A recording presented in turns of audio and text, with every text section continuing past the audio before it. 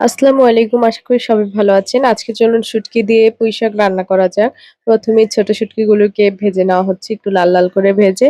এখন খুব ভালো করে একটা ছাঁকনি দিয়ে ধুয়ে নেওয়া হচ্ছে। সাথে যে পুঁইশাক আর আলু খুব সুন্দর করে কেটে বেছে ধুয়ে রাখা হয়েছে। এখন এগুলোকে ভালো করে ধুয়ে এখন দিয়ে দিব প্যানের মধ্যে তেল। তেলগুলো একটু গরম হয়ে আসলে এর মধ্যে দিয়ে দিব কেটে রাখা পেঁয়াজ আর রসুনের কুচি। এখন এগুলোকে কিছুক্ষণ খুব ভালো মতো ভেজে নিব। এটা কিন্তু কাচকি শুটকি এটাকে বলে।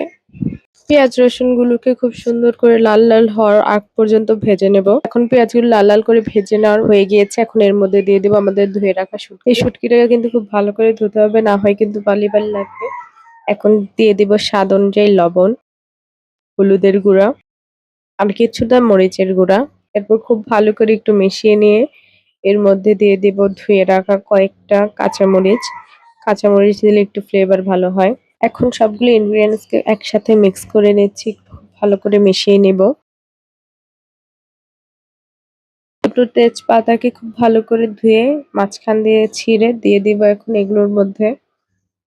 শুটকিতে শুধু তেজপাতাই দেওয়া হয়, আর কিছু দেওয়া হয় না। এতেই টেস্ট অনেক এনহ্যান্স হয়ে যায়। এখন দিয়ে দিব পানি একটু কষানোর জন্য। তাহলে সবগুলো গ্রেভির খুব সুন্দর হবে। এখন দেখুন আমাদের কষানো শেষ। তেলটা উপরে চলে এসেছে।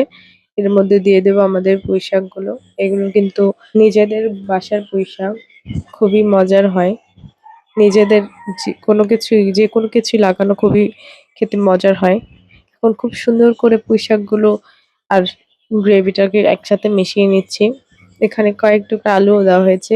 পুঁইশাকের পানিতেই আলুটা সিদ্ধ হয়ে যাবে। এক্সট্রা কোনো পানি দিতে হবে না। এটাকে বলতে পারে শুটকি দিয়ে পুঁইশাকের চচ্চড়ি। খুবই মজার। এখন শুধু সবগুলোকে খুব ভালো মতো মিশিয়ে নিব। আমাদের কিন্তু সব ingredients সবকিছু আগেই দেওয়া হয়ে গিয়েছে। এখন শুধু মিশিয়ে নিলেই হবে।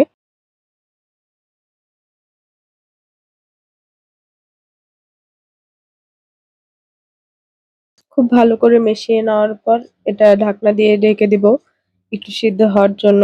ডাঁটাও রয়েছে, আলুও রয়েছে।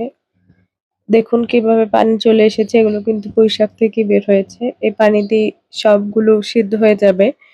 দেখুন আলুগুলো কত সুন্দর সিদ্ধ হয়ে গিয়েছে। চাপ দিয়ে দেখানো হয়েছে। আপনারা জানাবেন আপনাদের কাছে আমার ভিডিও কেমন লাগবে। আশা করি সবার কাছে খুব ভালো লাগবে। আর এরকম সহজ রেসিপি পেতে অবশ্যই আমাদের ফলো করে পাশেই থাকবেন।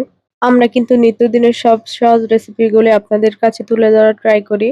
তো অবশ্যই আপনারা দেখবেন। আশা করছি আপনাদের উপকার হবে। তো ধন্যবাদ সবাইকে।